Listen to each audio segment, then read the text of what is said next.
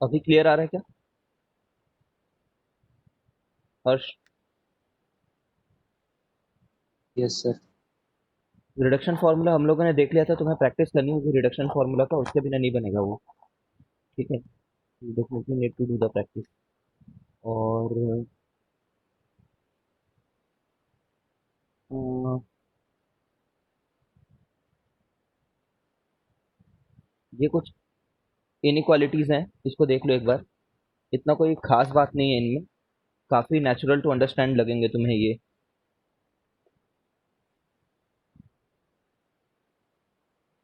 देखो, ये बोल रहा है कि अगर मोनोटॉनिक फंक्शन है ना, कभी यूज नहीं आएगा, बस हमें ट्रू फॉल्स के लिए यूज आएगा, समझो। ठीक है। और एट मैक्स किसी ऐसे क्वेश्चन में जिस क्वेश्चन को सिर्फ इसी तरीके से सॉल्व किया जा सकता है, और वो तो क्वेश्चन देखने के बाद ही मतलब मिलेगा। ठीक है, मतलब एक लॉजिक उतना डेवलप नहीं हो पाएगा,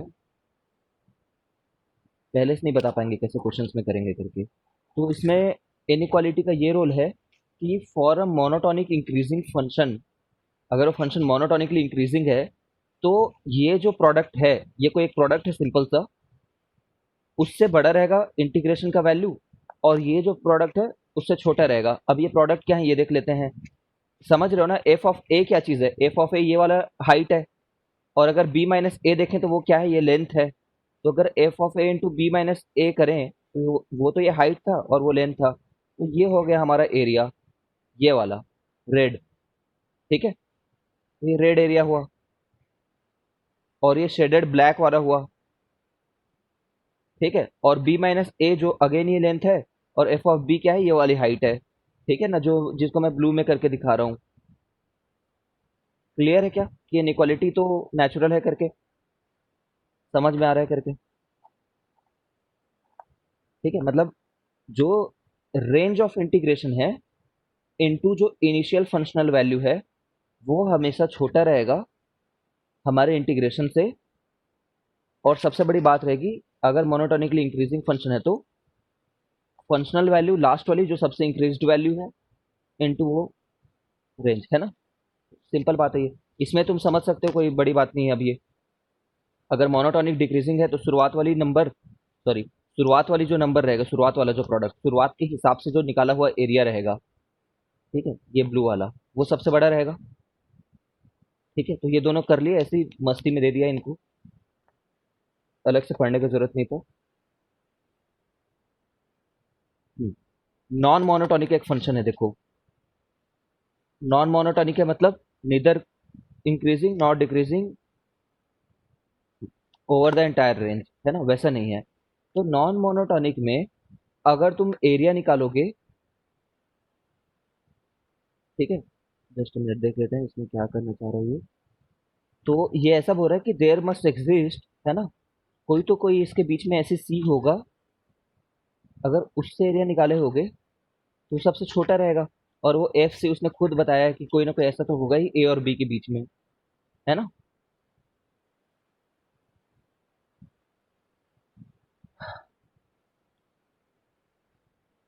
अगर वो नॉन मोनोटॉनिक है तो कोई ना कोई ऐसी छोटी वैल्यू रहेगी जिस पे एरिया निकालेंगे तो सबसे छोटा रहेगा एज कम्पेयर टू ये वाला एंटायर एरिया। ठीक है, और वो कोई भी एक एक्सट्रीम एंड, कोई भी एक एक्सट्रीम ले लो, मतलब इसमें कोई भी एक्सट्रीम लेने के लिए नहीं बोला है। वो यार ये ग्राफ के हिसाब से डिपेंड करेगा ना कि एफ ऑफ बी लेंगे कि क्या लेंगे।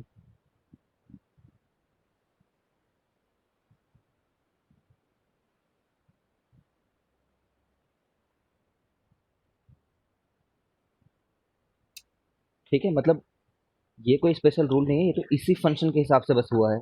जैसे मैं एक ग्राफ बनाऊं नॉन मोनोटोनिक का, उसी में ये फेल हो जाएगा, देखना।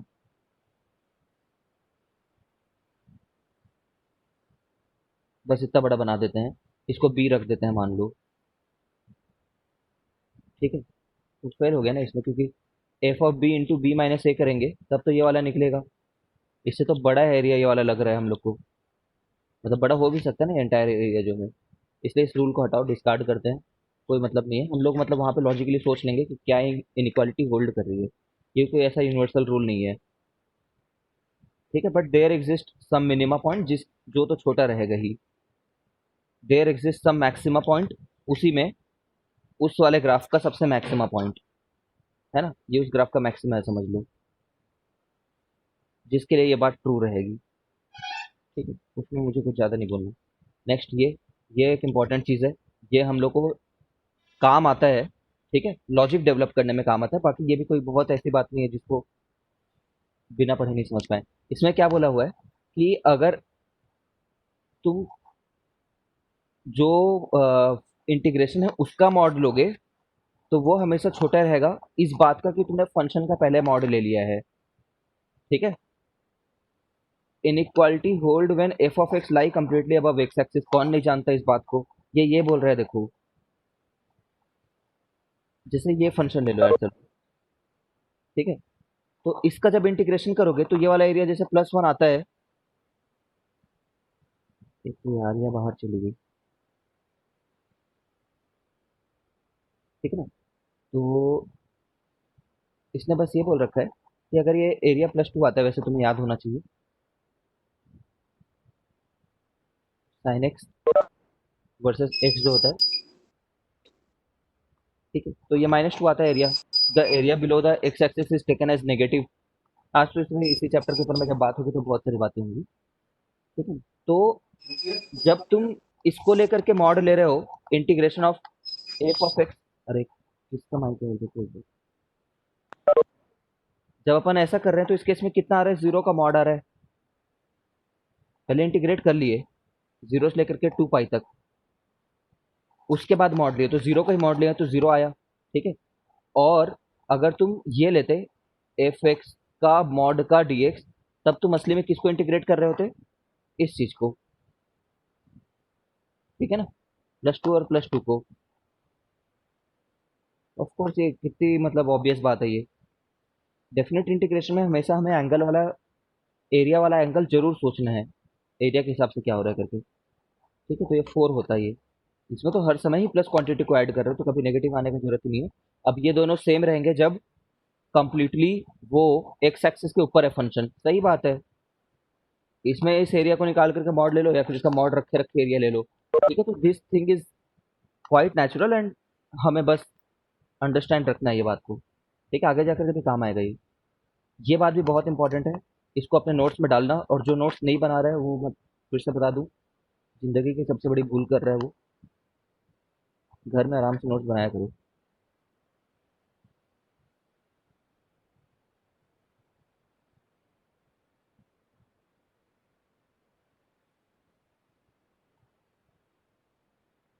ठीक है, ये क्या दे रखा है, अगर 3 फंक्शन है जिनमें इंक्रीजिंग ऑर्डर में है, मतलब एच ऑफ एक्स से बड़ा एफ ऑफ एक्स उससे बड़ा जी ऑफ एक्स।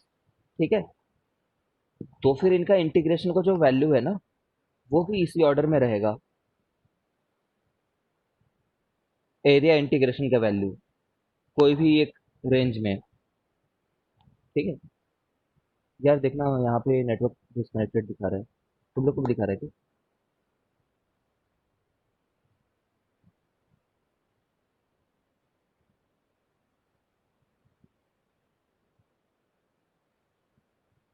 ठीक है, देखो आ रहा है क्या आवाज?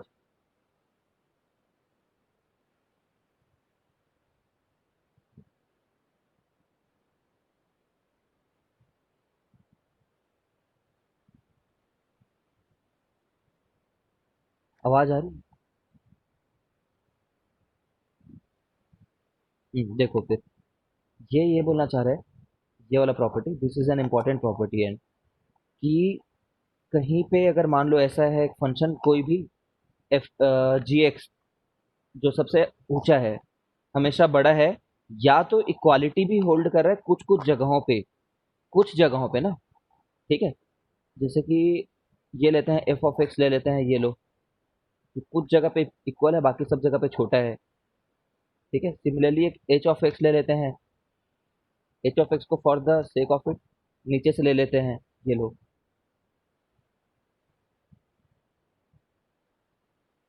ठीक है, अब जो कोई भी रेंज ए से लेकर बी में देखें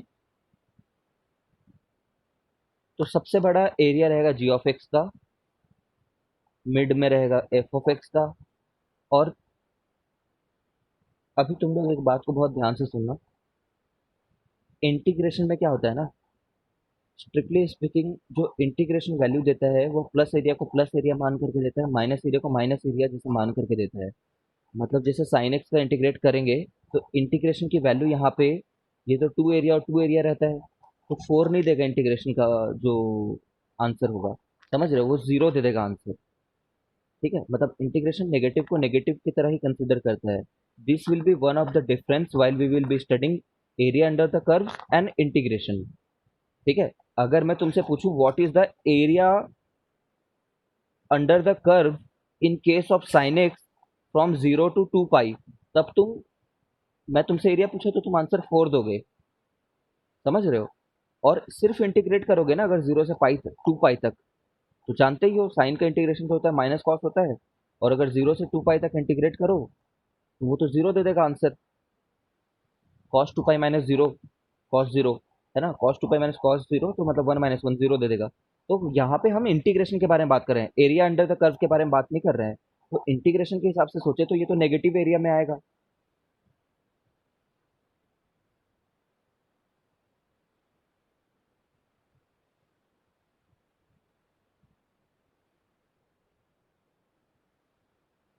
ठीक है, जो भी है जैसा भी तुम समझो। ठीक है, तो अपन का क्या है कि अभी तो सिर्फ इंटीग्रेशन के बारे में बात कर रहे हैं, तो समझ ही रहे हो कि ऐसे ही होगा यार। कोई दिक्कत है तो पूछो इसमें। ये तो नेगेटिव एरिया है ही ना, तो वैसे भी छोटा रहेगा नेगेटिव एरिया होने के चलते।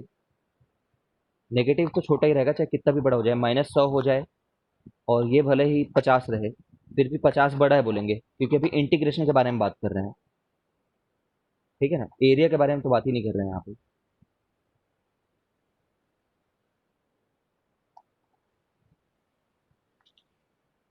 तो देखो, इस टाइप के जो क्वेश्चंस आएंगे ना, शो दैट वाले, है ना, प्रूव दैट वाले, उनमें ये जरूरत पड़ता है। अब ये शो दैट वाले तुम्हारे सीबीएसई में तो आएंगे नहीं।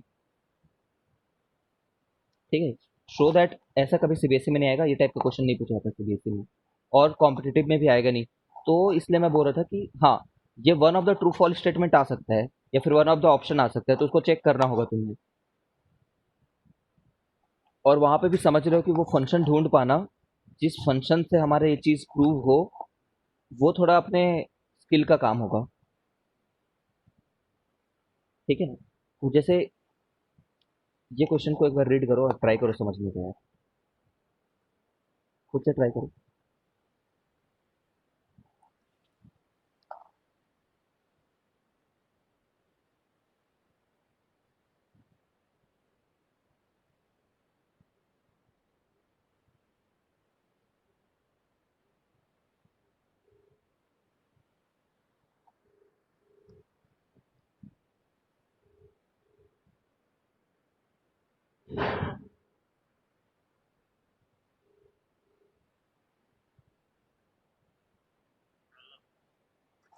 हेलो।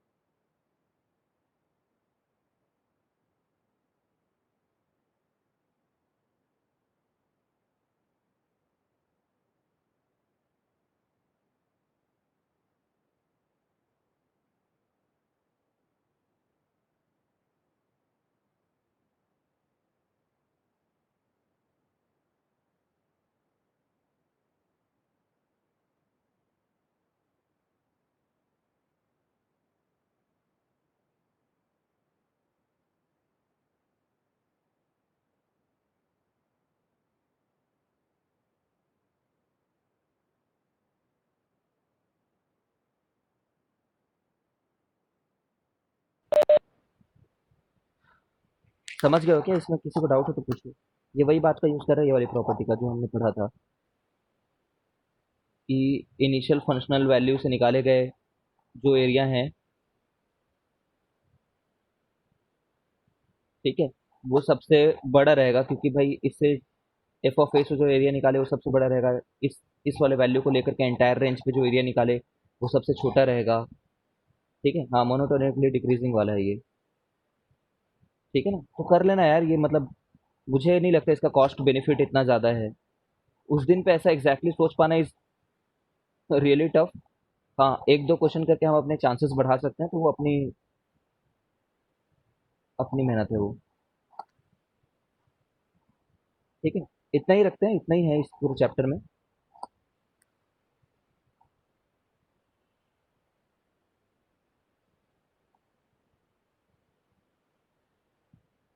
डाउट है किसी को तो पूछो इसमें लेते हैं।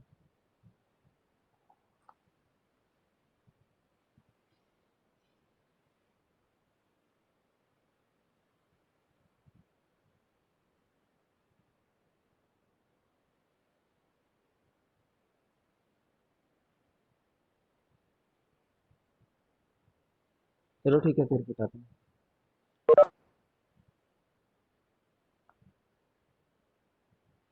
उनके पूरे सॉल्ड एग्जांपल्स बनाना, और एक मैंने ग्रुप तुम्हारे साथ शेयर किया है, लिंक वगैरह वहाँ से रेजो की सीट का अपन ना होमवर्क देता हूँ। रुको मैं तुम्हें, रुको ड्यूरिंग द क्लास देता हूँ। बाकी रेजो की सीट से ना अपन डेफिनेट को बनाएंगे, बिकॉज डेफिनेट इज स्कोरिंग। ठीक है, रिलेटिवली स्कोरिंग है। इनडेफिनेट तो वैसे कोई बनाने का सोचना भी मत एग्जाम में, उल्टे प्रोसेस से ही कोशिश करते हैं हम। मतलब वैसे आजकल ना एग्जाम में काफ़ी ज़्यादा ऐसे क्वेश्चंस देते हैं वो, जिनको डिफ्रेंशिएट करो तो तुम्हारा अच्छा खासा टाइम किल हो जाएगा। तो थोड़ा दिमाग लगाया करना कि किसको डिफ्रेंशिएशन करें तो वहां तक पहुंच जाएंगे। तो इससे तुम्हें चारों को चेक करने की जरूरत नहीं पड़ेगी। समझ रहे हो ना, कि यार इसको डिफ्रेंशिएट करने से ये वाला टर्म नीचे में आएगा ही। ऐसे करके लॉजिकली सही चीज को पिक करने में हेल्प मिलेगा।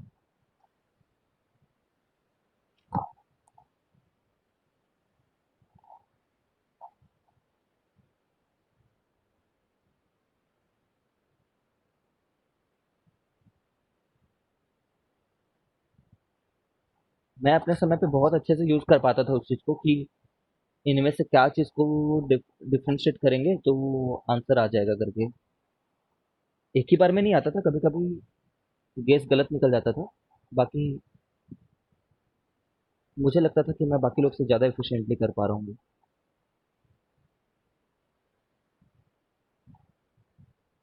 देखो, एरिया अंडर द कर्व्स वैसे वाकई बताऊँ तो आज के आज में ख़त्म हो जाए तो हैरान मत होना, because there is nothing.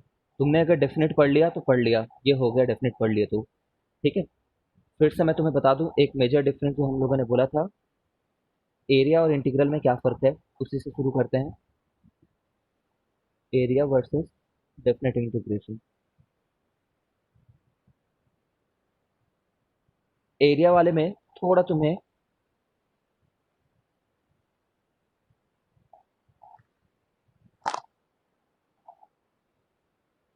Area वाले में थोड़ा सा ज़्यादा दिमाग लगाना पड़ेगा कि अपन ऐसी जगह का एरिया निकाल रहे हैं करके।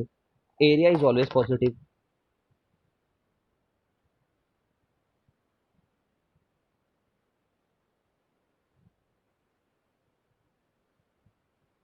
ठीक है, ये पॉजिटिव नेगेटिव कुछ भी आ सकता है। कुछ नया नहीं बनाने वाला, अगर तुम्हें कुछ लग रहा है नया बताने वाला हूँ, वो चैप्टर के दौरान सीखेंगे। जैसे प्लस टू ये वाले केस में एरिया जो है वो 4 आएगा। इस केस में जो इंटीग्रेशन की वैल्यू है वो 0 आएगी। तो ये आंसर 4 लेकर के कैसे आएंगे फिर, है ना? How do we actually tell that sine X? अगर क्वेश्चन ये है, फाइंड एरिया बिटवीन, देखो,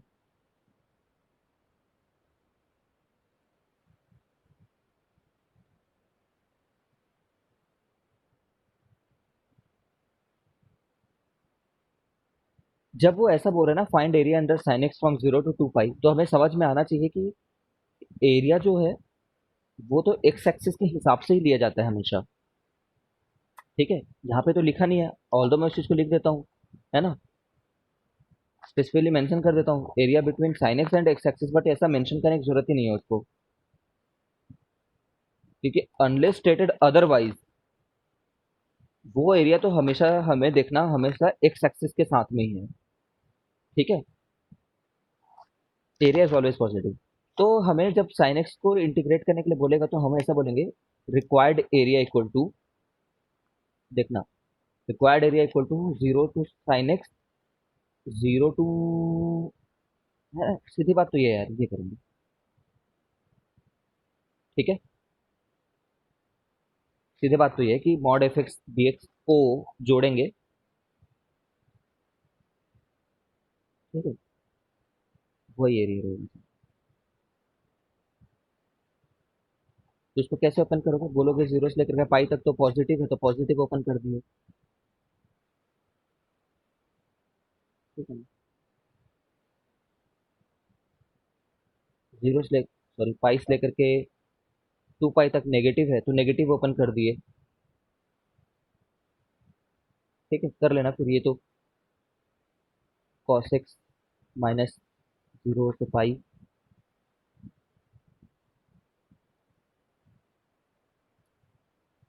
ठीक है, इसके आगे कर लेना ना ऐसे ही, और आ जाएगा। इस वाले टर्म को बता देता हूँ कैसे, अच्छा चलो कैसे देता हूँ यार,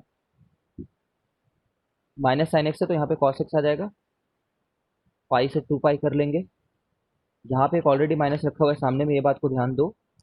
तो माइनस कॉस पाई -1 होता है, माइनस कॉस 0 1 होता है, तो यहाँ से तो 2 आ गया, और यहाँ पे 1 माइनस -1 हो गया। ठीक है, तो 2 + 2 4 आ गया, है ना, तो कुल मिलाकर के ये कर रहे हैं अपन।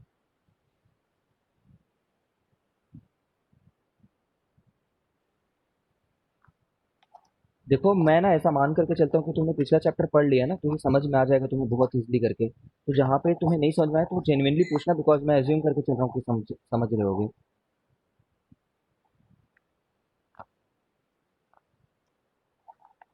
ठीक है, तो ये बस यही बता रहे हैं different cases of bounded area करके। तो जैसे ये फंक्शन है, तो एरिया क्या होता है, ये पूरी हाइट इनटू ये वाला dx, ऐसे सभी चीजों का इंटीग्रेशन। और एफ वाई वाई एक्सिस में किस चीज को प्लॉट करते हैं, फंक्शन की वैल्यू को। तो एफ ऑफ एक्स ही वाई होता है, ये तो जानते ही हो। वाई एक्सिस में किसको प्लॉट किया होता है, फंक्शन की वैल्यू को। तो इसलिए इसको हम लोग वाई डी एक्स भी लिख सकते हैं। ठीक है, अब यहाँ पे पूछा गया है the area bounded by a single straight line.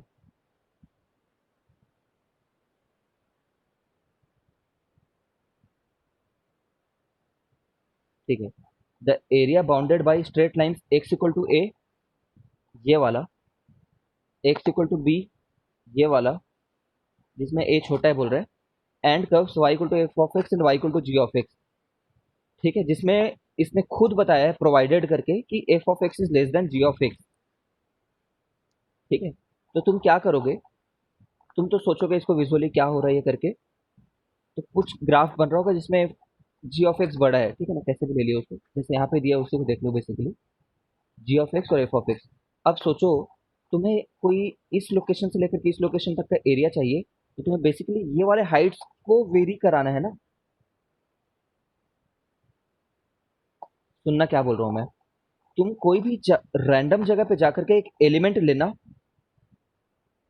और सोचना कि ये जो जगह पे जाकर के मैंने रैंडमली जो एलिमेंट लिया है, उसकी हाइट के लिए जो मैंने एक्सप्रेशन लिखा है, क्या वो एक्सप्रेशन एब्रप्टली बदल जा रहा है। सोचो, ये वाले पॉइंट का नाम जनरल जगह पे मैं क्या रखूंगा, जी ऑफ एक्स ही रखूंगा। ये वाले पॉइंट का नाम मैं जनरल जगह पे क्या रखूंगा, एफ ऑफ एक्स ही रखूंगा। ठीक है, तो जो हाइट इस चीज की है, वो ये पूरी हाइट जी एक्स है, और ये पूरी हाइट एफ एक्स है ना, तो मैं क्या लिखूंगा, जी एक्स माइनस एफ एक्स लिखूंगा। ठीक है, अब ये हाइट तो नहीं बदल रही है ना, तो इस एलिमेंट को पूरा मूव कराओ इसमें, इधर की तरफ और इधर की तरफ। तो एब्रप्टली ऊपर वाले का नाम तो जी एक्स ही रहा, कभी चेंज नहीं हुआ एब्रप्टली। ठीक है, सर ये एब्रप्टली चेंज क्या होता है, तो मैं ये बताता हूँ। देखो, जैसे मान लो तुम्हारा कुछ समय तक वो ग्राफ पैराबोला चल रहा था और सडनली फिर E to the power minus X चलने लग गया। ठीक है, और नीचे वाला ग्राफ मान लो कोई भी एक एफ ऑफ एक्स था। ठीक है, जैसे देखो ये पैराबोला है ना, ये y इक्वल टू कोई एक y equal to x square है मान लो, और ये E to the power minus X है मान लो इसके आगे कोई एक लोकेशन के आगे। ठीक है, और नीचे वाला हर समय पे लेटस से रूट एक्स था लेटस से। तो अब इसको इंटीग्रेट करना है मान लो किसी एक लोकेशन से दूसरे लोकेशन तक, और मैं जा करके रैंडमली कहीं पे एरिया एलिमेंट लूं। ठीक है, तो इस जगह पे तुम इस वाले हाइट का नाम जो है, इस एलिमेंट के हाइट का नाम क्या रखोगे, X square minus root X. और ये विड्थ तो हमेशा डीएक्स ही रहेगी।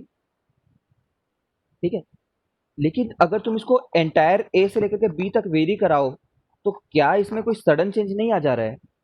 आ जा रहा है ना। जैसे इसको राइट साइड मूव करा रहा हूँ, यहाँ तक तो ऊपर का नाम एक्स स्क्वायर ही रहेगा, नीचे का नाम रूट एक्स ही रहेगा, बट सडनली यहाँ पे चेंज हो गया नाम।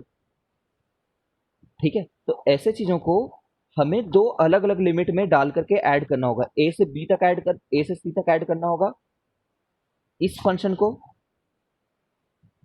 समझ रहे हो क्या? और सी से लेकर के बी तक ऐड करना होगा इस फंक्शन को। ठीक है, ऊपर वाला फंक्शन माइनस नीचे वाला फंक्शन।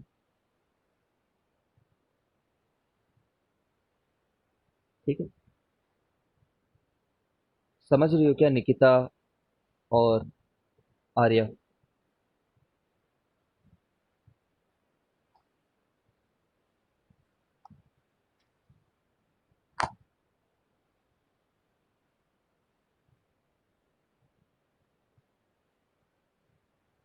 अब देखो एक बात को ध्यान दो, जब हम यहाँ पे ऐसे माइनस कर रहे हैं ना, तो अच्छी बात क्या है हमारे लिए?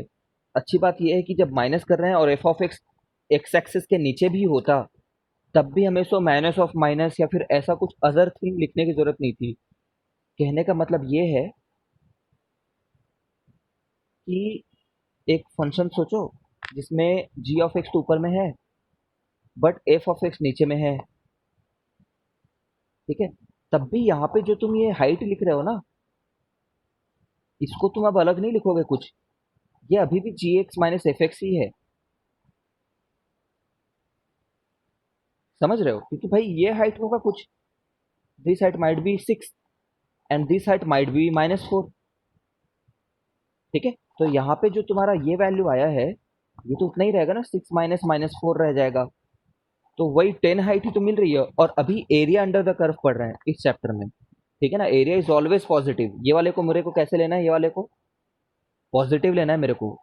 We are not doing an simple integral over here. ठीक है, एरिया निकालना है, इसलिए मुझे ये पॉजिटिव चाहिए था। तो जुड़ तो रहा है पॉजिटिव, देख रहे हो ये 10 हाइट आया है ना, हाइट 10 आई है, मतलब पूरा एरिया तुम पॉजिटिव में जोड़ रहे हो। तो ये चीज नहीं बदलेगी। कुल मिलाकर के पूरे area under the curve chapter में अगर हमें दो फंक्शन के बीच का एरिया निकालना है, तो ऊपर माइनस नीचे लिखने से ही काम हो जाएगा। ऊपर वाला माइनस नीचे वाला। ठीक है, अब ये तुम्हें किसी किसी क्वेश्चन में सोचना पड़ सकता है कि कौन ऊपर रहेगा कौन नीचे रहेगा। वो एओडी से हम जानते हैं, एप्लीकेशन ऑफ डेरिवेटिव में देखे थे कि कौन ऊपर रहता है कौन नीचे रहता है, कैसे चेक करते हैं करके। बेसिकली मोनोटोनिसिटी का बेसिक यूजेज रहेगा। ठीक है, आएंगे क्वेश्चन, परेशान मत हो। तो ओके,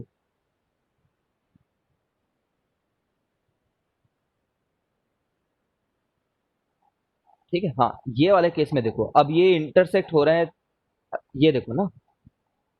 हाँ, क्रॉस करेगा तो मैं बता रहा हूँ, क्रॉस करेगा तुम्हें एकदम लॉजिकल रहना है बिल्कुल। इस चैप्टर में बहुत अच्छी बात ये है, we have to very much logical. अभी जी एक्स ऊपर था, ऊपर में नीचे एफ एक्स था। ठीक है, क्रॉस कर रहा है।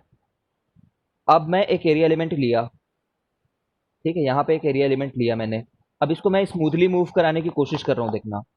स्मूथली मूव करा रहा हूँ, तो अभी भी नाम जी एक्स है, एफ एक्स है, जी एक्स है, एफ एक्स है, जी एक्स है, एफ एक्स है, चल जा रहा है मेरा। मेरी दुकान अच्छी चल रही है, बट यहाँ के बाद में जैसे ही मैंने इस एरिया एलिमेंट को लिया, ठीक है, तो चेंज हो गया ना ये तो। ठीक है, तो एक दूसरे को क्रॉस हो रहा है ना, तो तुम्हें यहाँ पे दो अलग अलग लिमिट में इसको जोड़ना पड़ेगा। ठीक है, इफ दे आर इंटरसेक्टिंग और क्रॉसिंग, मान लो ए से बी तक करना था और बीच में सी पॉइंट पे ऐसे इंटरसेक्शन हो रहा है इनका। ठीक है, तो डेफिनेटली यू विल चेंज, ऊपर एफ एक्स चले गए हैं, तो everything is very logical. G X minus F X का डी एक्स, कहाँ से कहाँ तक, ए से लेकर के सी तक, और सी के आगे बी तक तुम्हें एफ एक्स माइनस जी एक्स देखना है।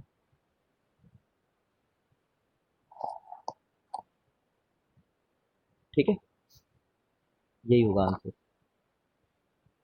ऊपर माइनस नीचे ही होगा हमेशा, ऊपर वाला माइनस नीचे वाला, तभी तुम्हें वो पॉजिटिव हाइट मिलेगी। ठीक है क्या देवेंद्र?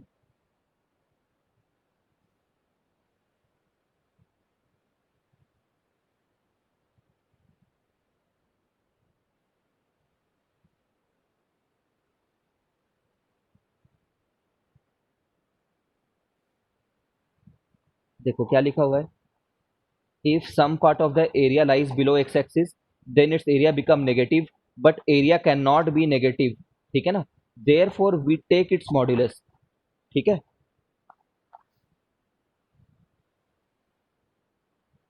तो ये बोल रहा है कि भाई अगर ऐसा हो जाए, ठीक है, तो ए से सी तक का निकाल लो, ए से सी तक का, और उसका मॉड रख लो।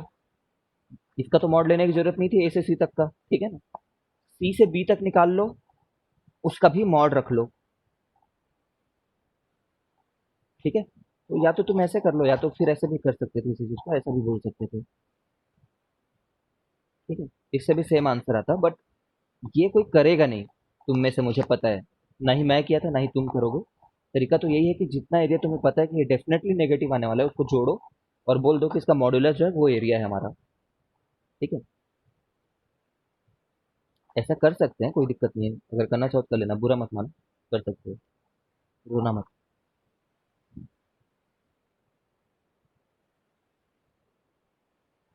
ठीक है, अब ये हर चीज मैं नहीं बता रहा यार, ये एक ही बात को 10 अलग अलग तरीके से बता रहा होगा। ठीक है ना, उस क्वेश्चन में वो क्या बोल रहा है उसको समझेंगे वर्ड प्रॉब्लम की तरह और सॉल्व करेंगे। ठीक है, अब ये देखो, ये बाउंडेड एरिया में ना वाई एक्सिस के साथ में एरिया लेना बता रहे हैं अब।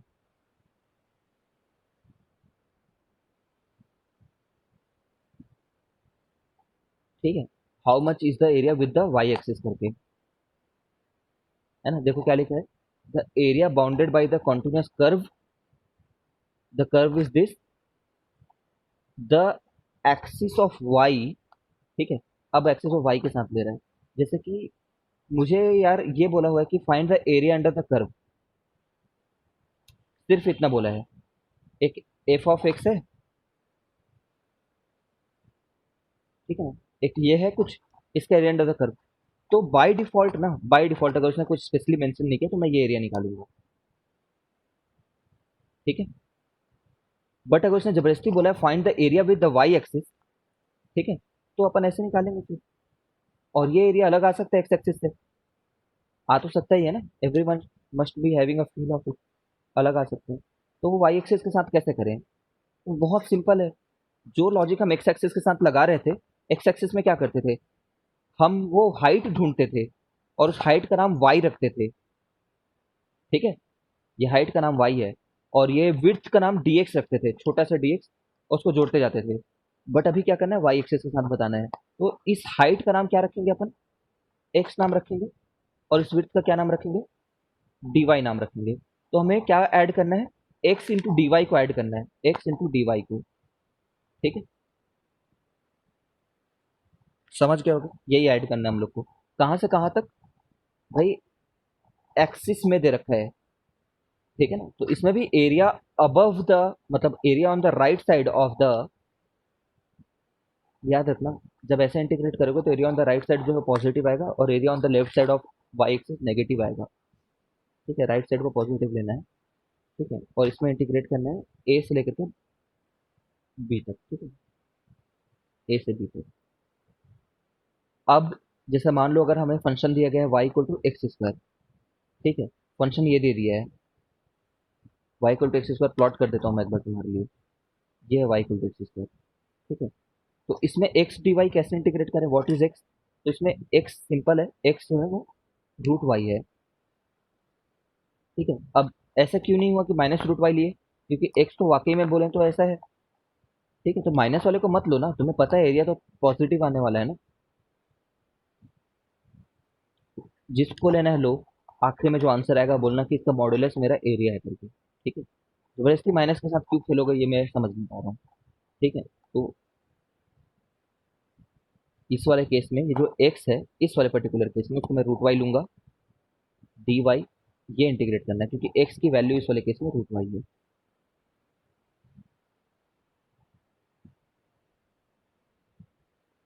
इनवर्स निकालना नहीं पड़ेगा यार, बहुत इजीली निकल जाता है वैसे वो, हाँ इनवर्स निकालने जैसा ही है कि आखिर में एक्स को क्या लिखेंगे करके, बट हर फंक्शन में बहुत इजीली निकल जाएगा वो, इतना खतरनाक नहीं दिया होगा कि तुम एक्स को वाई के टर्म्स में लिखने में ही मर जाओ करके, ऐसा नहीं दिया होगा,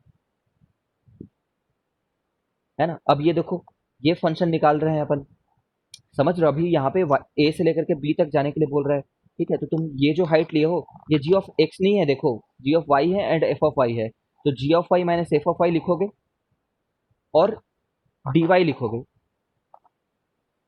ठीक है ना, जी ऑफ एक्स नहीं सर है। अगर अपन ऊपर ऊपर वाले में रूट वाई बस डालेंगे तो एक ही तरफ का आएगा ना? हाँ रूट वाई डालेंगे तो एक तरफ का आएगा, फिर उसको डबल करोगे तब हमारा टोटल आंसर आएगा। मतलब रूट मॉड वाई लिख सकते हैं एक बार में पूरा लाने, फिर उसको डिस्ट्रीब्यूट करना ही पड़ेगा। डिस्ट्रीब्यूट इसमें तो लिमिट को डिस्ट्रीब्यूट नहीं कर सकता है इस वाले में, डबल है ही बोलना पड़ेगा तेरे को, या तो ये बोलना पड़ेगा तेरे को कि root y minus minus root y, कि ऊपर वाला फंक्शन मेरा रूट वाई है और नीचे वाला फंक्शन माइनस रूट वाई है करके, हाँ ठीक वही। ठीक है ना। हर्ष करेंगे उस क्वेश्चन को जैसे वो आएगा तो, ठीक है। हर्ष एक चीज पूछ रहा था, ठीक है। तो ये वाला अपन समझ गए कि ऊपर वाला फंक्शन, देखो मैं सिंपल ये बोलता हूँ कि तुम अपने गर्दन टेढ़ी कर लेना और सोचना कि ये वाली एक्सिस क्या है करके, ठीक है। और ये जो वाई नाम है, ये बस एक्स का दूसरा नाम है, ऐसे सोच लेना अगर तुम्हें दिक्कत हो रहा हो तो, मतलब हर लॉजिक जैसे उसमें एफ एक्स डी एक्स कर रहे थे, तो यहाँ पे हर logic F Y D Y के हिसाब से चलेगा, जैसे उसमें वाई ही एफ ऑफ एक्स होता था, वैसे ही अभी एक्स ही एफ ऑफ वाई होगा। रिकनेक्ट करते हैं हम लोग।